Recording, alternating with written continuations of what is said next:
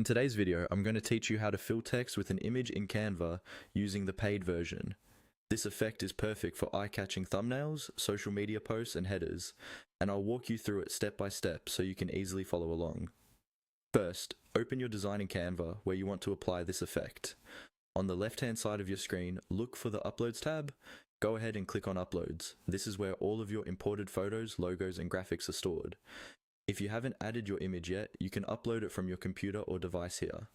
If the image is already in your library, you'll see it in the Uploads panel. Next, select the photo you want to use inside your text.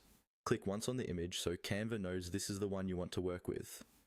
Take a moment to choose a photo with good contrast and interesting details, because those will show up really nicely inside the letters. Images with clear textures, landscapes, or bold colors usually work best. Now, move back to the main toolbar on the left and click on Apps. This is where Canva keeps extra tools and integrations that go beyond the basic elements and text options. Once the Apps panel opens, you'll see a search bar at the top. In that search bar, type in Font Frame. When it appears in the results, click on Font Frame to open it. Font Frame is the feature that lets you create text that's filled with an image, almost like a cutout effect. Inside Font Frame, you'll see different text styles and options designed for this effect. With your photo already selected from the Uploads panel, look for the option that allows you to use your current image.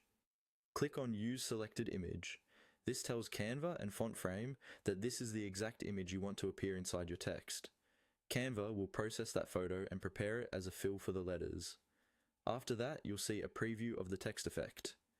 When you're happy with how it looks, click on Add to Design. Canva will place the image-filled text directly onto your current canvas. From there, you can resize it, move it around, and combine it with other elements in your design. Adjust the placement and scale until it fits your layout perfectly. And that's it. You've successfully created text filled with an image in Canva's paid version using Font Frame.